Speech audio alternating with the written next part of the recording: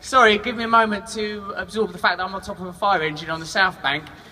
So it don't seem like the sort of thing that I should be allowed to do. Hello, you're going to be there, are you? Nice. Who are you lot? You're the host. Oh, you're hosting it. All right, mate. Nice one. Sorry, I didn't mean to be rude. I just got here. What about you? You're a press photographer. He's the production manager. All right, nice to meet you all. The reason I came here... Yeah! This what? This bit's dangerous? Yes. What about... Yes. What, because... I can't trust you lot. It's not like you are professional workers in the emergency services. What, this bit's actually dangerous, don't stand on? Can I perch on the periphery? The reason I come is because my mate... Where is Lee? There's Lee. Me and Lee went to school together, primary school and secondary school. We went to the same ones in Grays. Then Lee has become a person that puts out fires for a living. I've become a person that starts fires for a living. And now it seems that we've been able to coalesce once more in a sort of unified cause, briefly. What Lee explained to me is that over the last few years, actually I've got here bits of paper with proper information on it. Check this out. 5,000 firefighters have lost their job since 2010. 39 fire stations have been closed since 2010. Budgets have been cut by 20%. And 999 response times have increased by 2 minutes over the past 10 years as a result of that. So that seems like these cuts are having an obvious detrimental effect on the fire service that's, as young Tiernan said, it's not really like an optional thing. I mean, it's already an emergency at the point that it's dialed. Additionally, and intriguingly, they can't get proper traction, the Fire Brigade Union. Is that the name of your union? FBU. Can't get proper traction out of the media because they know that if this story was reported en masse, there's no one that would go, oh, fuck them off, the fire brigade, they're useless. Because, like, in an actual fire situation, there's really no substitute, is there? Like, I've tried to put out fires myself, and it's never gone that well. I had one on a table once as a result of a candle incident, and once I set fire to the allotments at the end of my street in Grays, sorry lads, as an act of sort of, not deliberate arson, just boredom gone awry.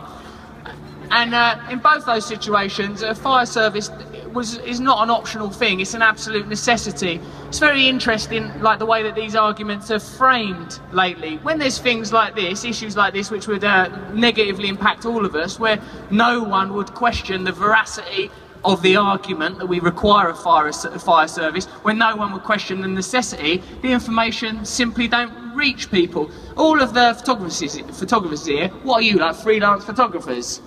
And where will, like, what, press association and stuff? Where do you think this stuff will get? But you're with the union, are you, mate? You'll sound like, what about, where will this stuff get placed? It'll go up on a website, and maybe some people will purchase it. But what I suppose, what this issue highlights is that if things that are important, that affect ordinary people, that affect all of us, when the arguments can't be countenanced, when the arguments can't be brought down legitimately, they simply won't be presented. We simply won't get the information. It's kind of a ridiculous situation to live in, and a further demonstration that the people that work at Westminster over there don't represent us, the people at all, merely represent big business and their own enclaves and their own interests. So if you want things to change, I suppose the action that we're seeing with the Fire Brigade Union and small proactive events like today, where we have to reach beyond the media, where we have to communicate directly with one another, are going to become increasingly relevant and necessary. What are the aims of this event, mate? Literally, just to get the message out there. Right, we've got to get the message out. So for the next time you're about to talk about Sankoff, what are we talking about at the moment? What are things that are relevant to us at the moment? Is X Factor on at the moment? I've tried to cut myself off. I suppose we need to become engaged in things that are relevant and affect our own lives. Like me, sort of, as well, because I'm obsessed, for example, with West Ham. I'm very worried about Kouyate's injury and how him being out for 6 weeks is going to affect our positive start to the season. But as well as that, I suppose we have to engage with one another on important issues like this, because it's our responsibility. It's quite clear we're not going to get represented in the way that we're supposed to get represented. That's obvious. There's no longer any need for us to participate in that unnecessary illusion. We have to engage with one another and be active for ourselves, like what's happening over at the Carpenters estate in Stratford, where women are occupying empty houses because affordable housing isn't being offered to people anymore. It's becoming increasingly clear that we're alive. I was just asking Mark Thomas, who's here, about it, because, you know, Mark Thomas has been in the game for decades, totally knows the scores, an expert on all of these things. And last time I worked with him, I was a smackhead, so I wasn't properly able to absorb the knowledge. And I was going, Mark, have things changed? Is it getting worse? And he was about to embark on a speech which was, I could tell, would illuminate me like the finest arson attack imaginable. My face lit up with an orangey hue, and then I heard, "Please welcome Russell Brand." And I had to just wander out onto a fire engine, and I only feel that I'm now beginning to connect.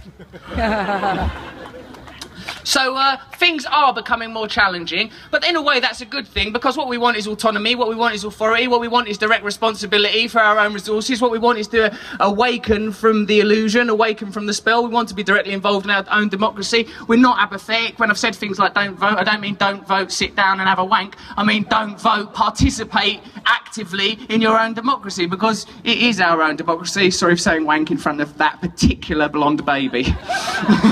That one especially. He don't mind, does he? He won't even know what that means. No one really minds, eh? It's just language hurtling about in infinite space. All right, so is there anything else that you think I should say? The reason I'm here is to support it is because, like, I lived at, like, the fire station was the end of my street. I used to, you know, the practice fire tower in Grey Station. Like, at night time, sometimes I'd sneak over there, climb up that thing. I only did it once, I'm exaggerating. It was scary up there, and I reckon it's probably really, really, really hard to be a fireman. It must be so hard. You've got to go into a fire and put it out. You've got to carry people about. You've got to go up them ladders, all that stuff, just for once in a while to appear gorgeous in the calendar, and an occasional nosh every 4 or 5 fires. It's not good enough odds. I'm saying that these people are very brave, put themselves in a position so that we don't have to. In emergency situations, they're going to be there. So whose side are we going to fall on? The side of our own apathy? The side of our disingenuous so-called leaders? Or are we ourselves going to unify with people that are prepared to put themselves in situations so that we don't have to burn in a blaze? I suggest that we take the latter, because the rest of it was rhetoric. Thanks for having me here, Lee. Let's support the Fire Brigades Union. Let's make sure this information gets out there. Now, will one of you beautiful bastards carry me down from this terrifying edifice? I will. Cheers, you lot.